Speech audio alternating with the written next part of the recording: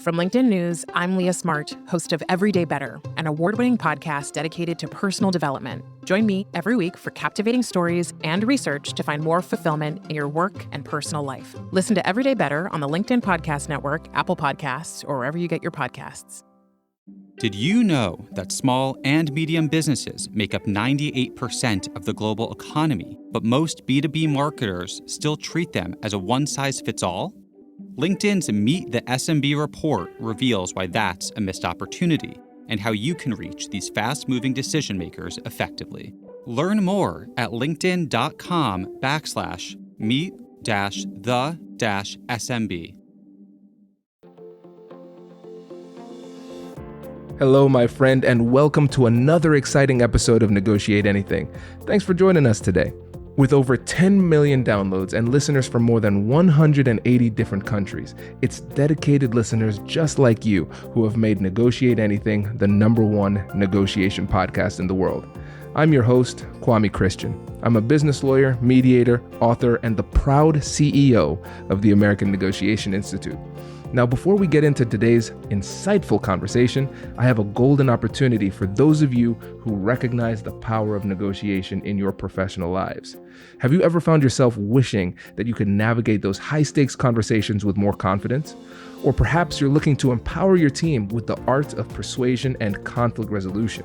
At the American Negotiation Institute, we've crafted specialized keynotes and workshops tailored for those very needs. We've transformed the negotiation skills of professionals worldwide, and we're eager to do the same for you. We believe the best things in life are on the other side of difficult conversations, and our goal is to help you improve your lives and the lives of those around you, one difficult conversation at a time. Don't let another challenging conversation leave you second guessing. Click the link in the description to discover how we can help you find confidence in conflict, negotiate better deals, and have stronger relationships. Because in the world of business, every conversation counts. And now, without further ado, let's jump into the interview. Paul, thanks for joining us today. Kwame, happy to be here, man.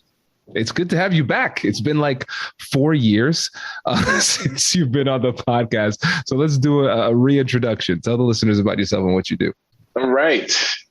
So I am an M&A attorney. I work at a firm called Skadden here in Washington, D.C. and I do M&A transactions, represent clients, private equity firms, public companies, private companies, and all types of different mergers, acquisitions, and corporate transactions. That's awesome. And listen, so listeners, Paul is one of my best friends. And so what often happens is when I have friends on the podcast, they're really humble. So let me throw him some alley-oops here. Hey, Paul, is Skadden a particularly good law firm? How would you rate them?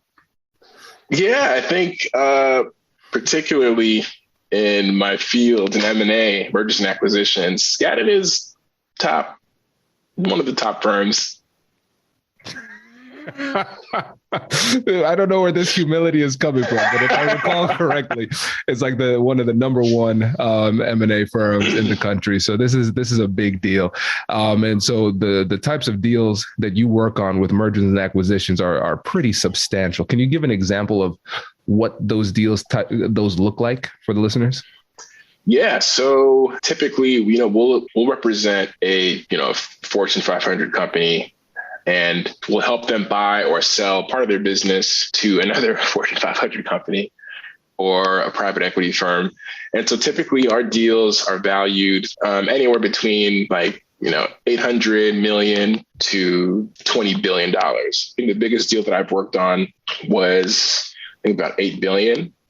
But we deal with a lot of really, really big numbers in our deals. And so, yeah, it's just all across different industries too, in healthcare, in tech, in agriculture. I actually worked on my last deal that closed was representing a private equity firm and going into a joint venture with another private equity firm to buy like the biggest mushroom company in North America, which is so random, but it's really interesting. We get to we see all types of things that come across our desks, Skadden. And so it's a pretty cool position, cool firm. That's awesome. That is great. So yes, listeners that just, want to make sure that you all know that we're dealing with an expert here today. And so this episode is going to be a little bit different. So it's going to be less directive in terms of like telling you exactly what to do. It's going to be more of an open conversation about negotiation styles, which will be cool. And so when I was talking to Paul before the interview started, he was talking about his approach to negotiation and then recognizing that different approaches are received differently from different people. So let's just start there and then we'll just chat from there. Sure. So I think that I've had the most success in life, not just negotiations, but literally in any aspect of life when I am likable. So I generally try to establish some type of rapport with opposing counsel on these deals, whether it's, finding anything we have in common, went to the same school or if we play the same sports. And a lot of times that's not very apparent or obvious. So it takes a little bit of digging, but I try to find something that I have common ground with just to establish that. So I try to be likable. I try not to go in heavy handed on anything. And I usually always, my key kind of go-to is just basically trying to be likable. Yeah, no, I mean, it's simple, but often overlooked, especially in the legal world, speaking as a lawyer, and I think one of the things that's challenging about what we do is that we have high billable hour rates. And a lot of times we want to be efficient to the detriment of the deals in question, and so how do you balance that when you're trying to build rapport and the other side might be trying to push forward and get down to business? Yeah, and that happens pretty often. So, when that happens, I typically try to, to be receptive to the fact that, people's time is precious and that, we are charging somebody else for the time that we're exchanging niceties. So the thing about being personable, I don't think that it takes very long to at least establish just the general baseline of rapport that I try to do in these situations. I mean, it's literally just hey, how you doing? How's your Thursday? If it was a holiday weekend, how was your holiday? And then we get to business. So most of the time, I think people will, reciprocate, but sometimes it's kind of like hey, cool, let's get started. And then, I smile and then we keep it moving. Yeah. And I think that's a really good point to make, because sometimes people feel almost like forced or obligated to engage in the chit chat and rapport building, which is important when the other person is clearly resistant to it. Like you can't bully somebody into having a friendly conversation. That's just not how it works. And then if you do that, it becomes weird. It creates a weird dynamic and the tension between you and the other side. And so what you're doing really is you're respecting them. They've clearly showed you how they want to be treated and they want to be more focused on efficiency.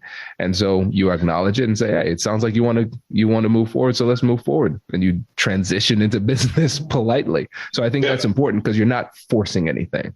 Mm-hmm. Yeah.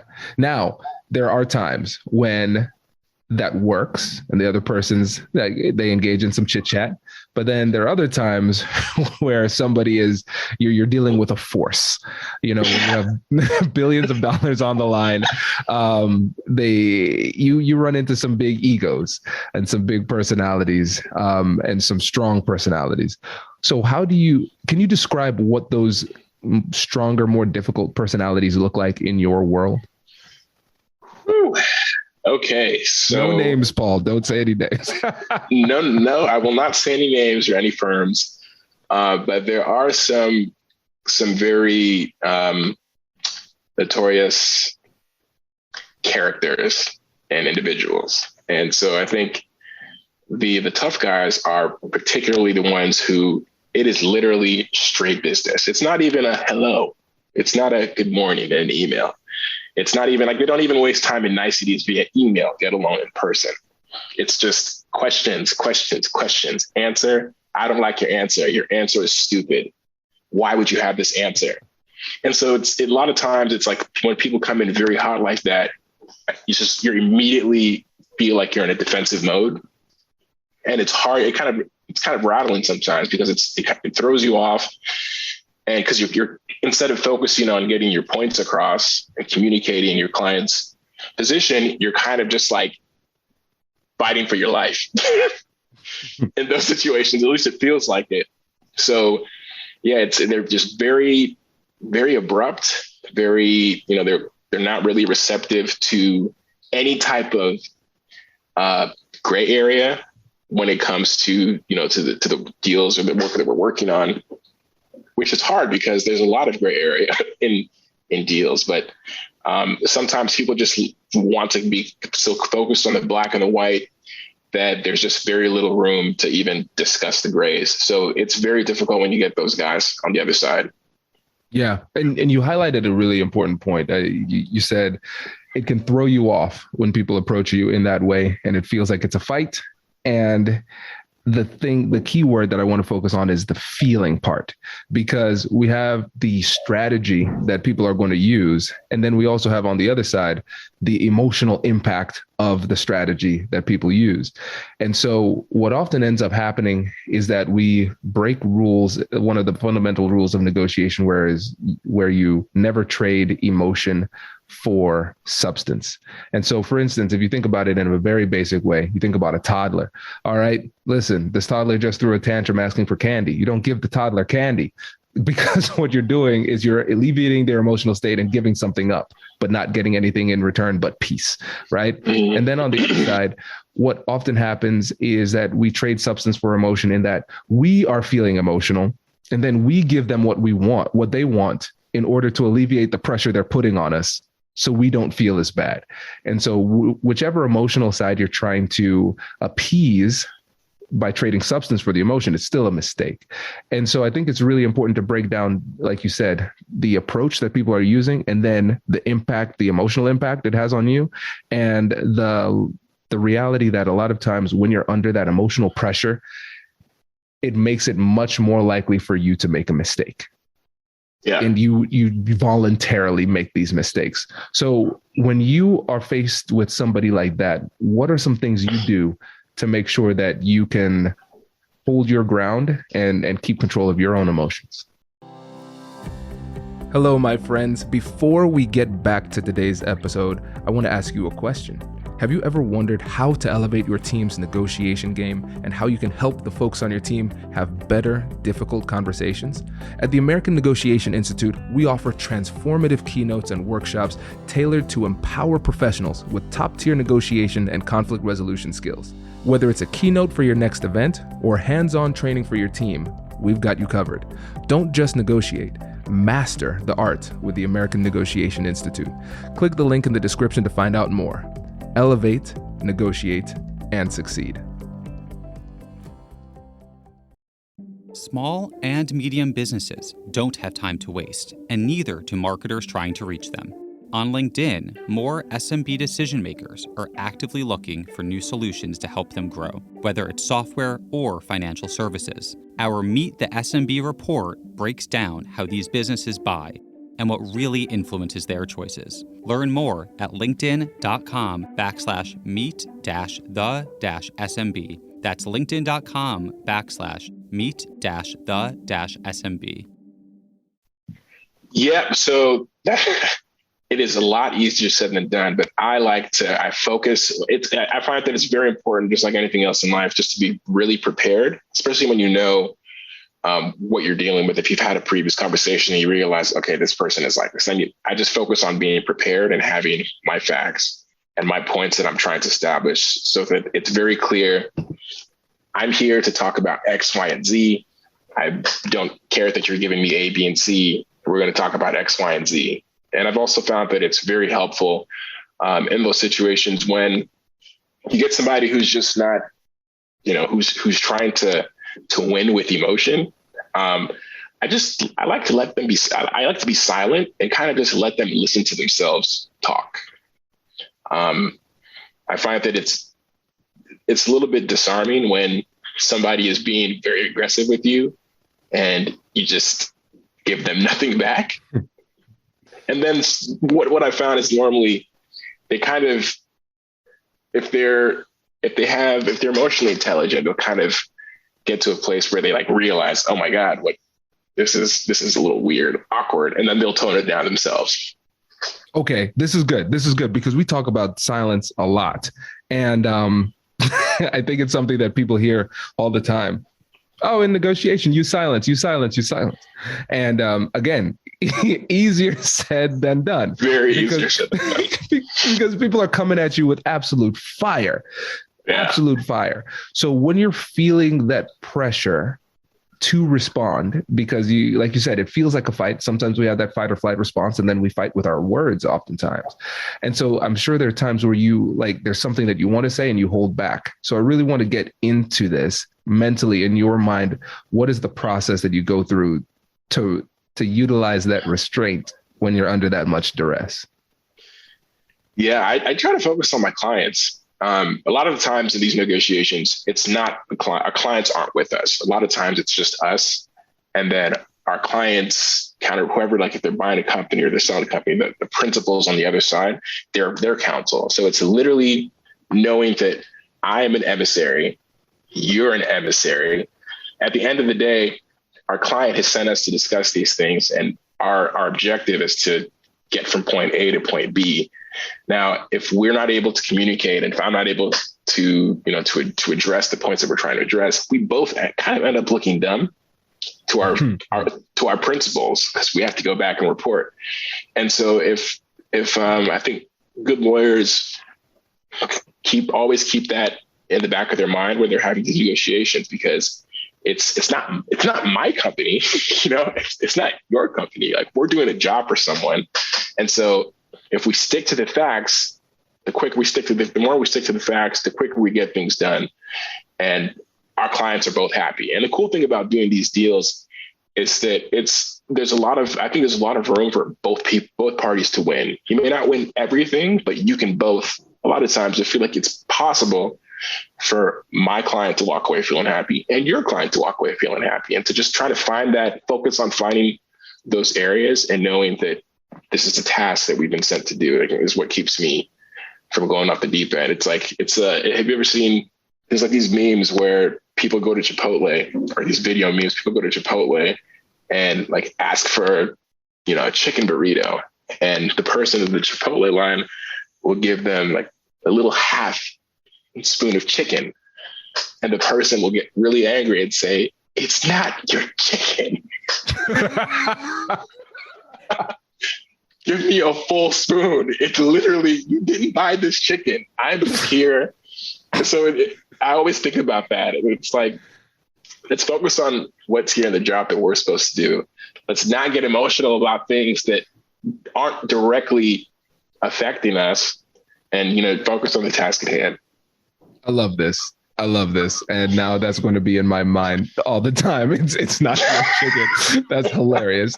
And it makes a lot of sense. And so let me zoom out a bit for the listeners, because not everybody's going to be an M&A attorney. Not everybody's negotiating these $8 billion deals, but we all have situations where we are confronted with people who are demonstrating bullying behavior, who try to steamroll us, and we need to figure out how to do it. And really simply, your strategy is twofold: focus and depersonalize. So you're here for a specific objective. Whatever that objective is, we have to figure out what that thing is and stay laser focused on it. And then just ask ourselves, hey, is this behavior, is responding emotionally in this moment, is that going to get me closer to my objective? Most likely not. So it keeps you focused. And that's really important. Yeah. And then depersonalizing it is great too, because you're saying, hey, at the end of the day, it's not my money. I'm here for my client. And I used to think that too all the time with my client. I was like, at the end of the day, it's not my problem. I want to help. I want to help you solve your problem. That's what I'm here to do. But I can be a bit more emotionally detached if I realize it's not my problem. And so if we can find ways to make sure in whatever difficult conversation we're having to figure out what it is our goal is and focus on that, and then depersonalize the situation, then our emotions are going to have less of a negative effect on our ability to handle ourselves in these conversations. Yeah. Yeah. Absolutely. I like that. Focus and depersonalized. I did not realize that my strategy had a name, but I like that name. Now you do. Now you do. The Paul Bolaji special. Now, Yeah. so let me ask you in like an outside the box type of question, because I want to think about this in a unique type of way. So we have a lot of different people on the podcast. And I remember one time I had a guest on the podcast he was 6'6", and he never really had a problem with being bullied in a difficult conversation. And I asked him, hey, what if you were 5'6"? Do you think people would respond differently? And he's like, I've literally never thought about what that would be like. And so I have my one of my friends, Alexandra Carter, who wrote a really great book on negotiation. I think she's about 5'2", 5'3". And in one of her LinkedIn posts, she's like, when I enter a negotiation, people don't see me coming. No, literally they don't. I'm very small. Right. And so that's going to have some kind of impact, because the way that Alex Carter would negotiate, which is exceptionally effective, is going to be received differently than the guy who's 6'6". Right. And so I hate that I'm saying this, because I hate feeding your ego. But for people who are just listening to the podcast audio style. So Paul's a really strong guy. That's all I'll say. And I'm not giving you any more than that. So do you think that has an impact on how people receive you during negotiations? That's a really good question. I think that particularly in my line of work, and especially as of late, during the pandemic where everything was by phone or by video, I don't think it's really come into play very much, because the people that know about my size are the people that I work with in my office. So like, I'm not adversarial with them. So it's very rare that, that there's the counterparty in any of our deals is going to see me in person, and to be able to, and granted on video, sometimes, my little arms might, show up in the video feed on a Zoom or a WebEx. And a couple of times I've kind of, people ask me like, hey dude, so, when you're not doing deals, like what NFL team do you play for? Just kind of as a joking thing. And anytime I get one of those, I use it to build rapport. We typically end up having good conversations, but fortunately I don't know if it's fortunate for me or for them, but they're not really intimidated by my size in negotiations. Okay. No, I'm literally just wondering, because again, when you think about bias, we recognize everything has an impact, right?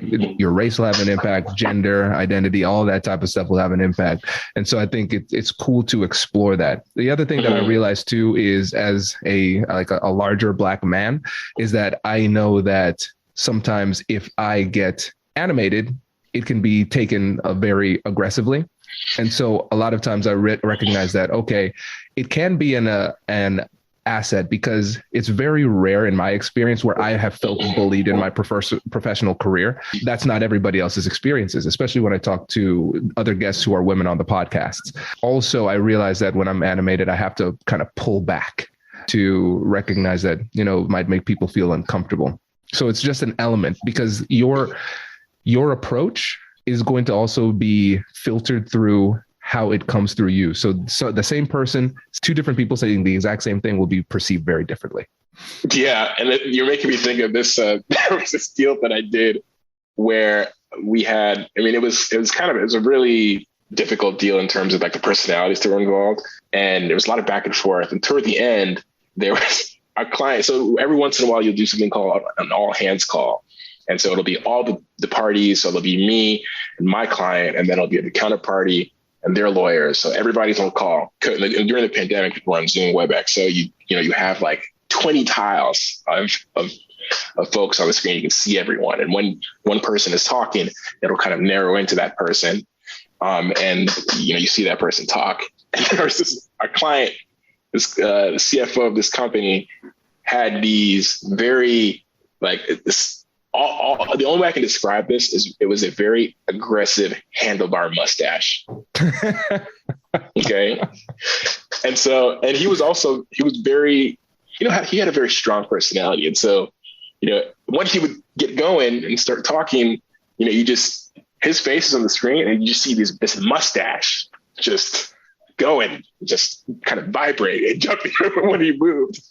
And it was kind of, I don't know, if I was on the other side of that, I would have, I think that it made him come across even more aggressive. Mm-hmm. And I don't know if I feel like he may have known what he was doing. Because it was very cartoony. It was think about Yosemite Sam. Okay?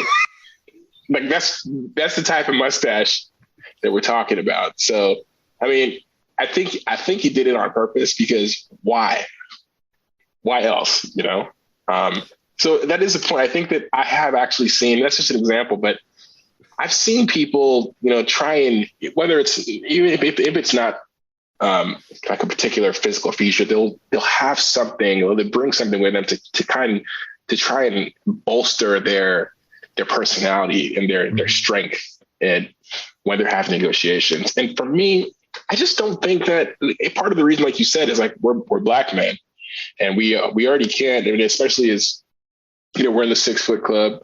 We've got, decent sized biceps on us. We can't just walk around flexing at people, especially in corporate America. So, I don't find that to be a useful tactic. And it is something that I'm also very aware of when I'm having conversations with people, especially when they can see me. Mm-hmm.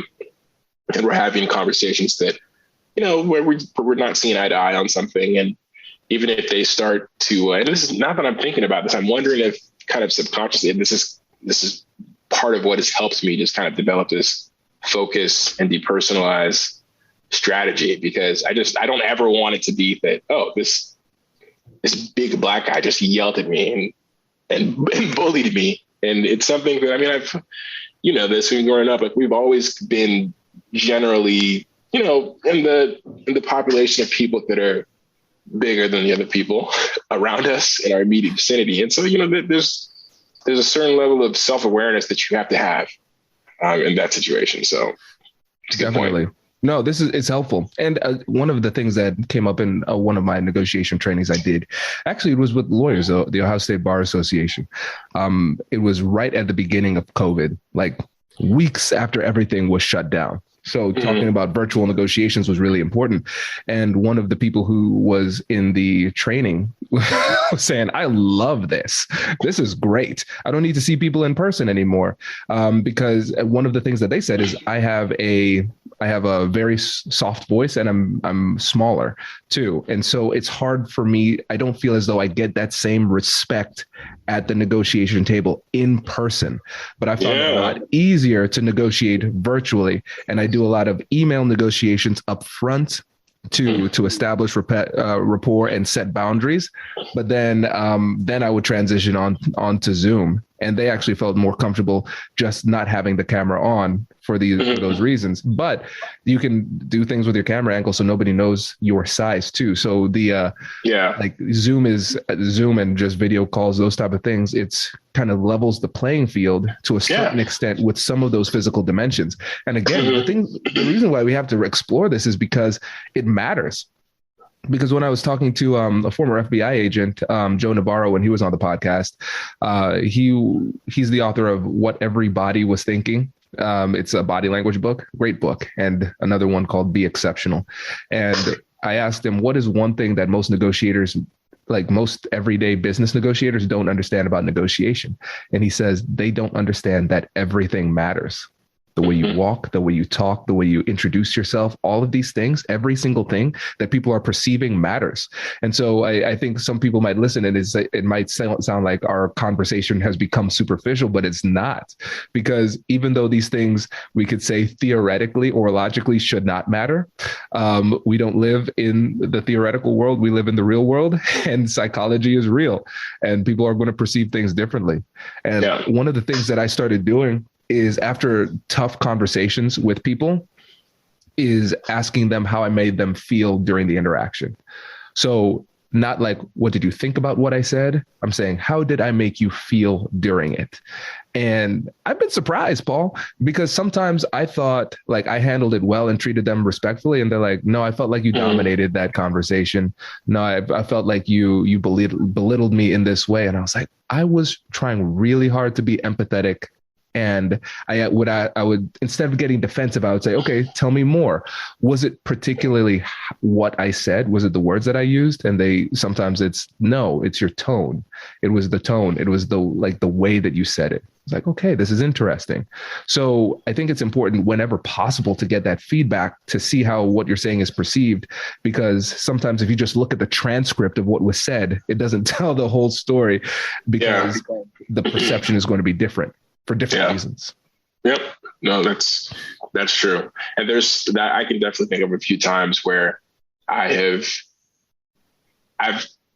in talking and been on the other side of that, not being the person who is, asked for feedback, but who has been asked for feedback and realized that somebody thought that they were saying something. The words that they said were the words, but the way they said it was told a completely different story. So that's absolutely real. And I come across that all the time. Oh yeah. So that's why it's so important to get training, to get feedback. And even with my wife, if you're married, my gosh, you know it. I worked I know you probably get this too. We work super hard for our law degrees. And now all of a sudden when they say you're acting like a lawyer, it's an insult. Bro, my wife, that's like her. It's funny because like she'll say, and sometimes it's made me have to really stop and think, because like, when they tell you go to law school, they say it changes the way that you think. Yeah, like that's what everybody told me. Law school will just change the way you think, and it will change the way that you process information. And like it actually has, and in a way that it's hard to even like distinguish and to see it. But other people can see it. And so my wife will tell me all the time if we're having, not all the time, but in certain instances when we're having a disagreement or something, or even if we're just talking, she'll be like, hey, could you stop lowering me? Cool, thanks. And my first instinct is to say, prove it. How was I a lawyer? What did I say? And then when she tells me, I'd say, a reasonable person would not have been offended by that. And of course, that goes nowhere. All downhill. We have to learn how to turn it off. Yeah. This is great, man. I appreciate this. This has been really helpful. And now for the listeners, before you go, can you let them know again how to connect with you, maybe LinkedIn, and just a reminder of who you are?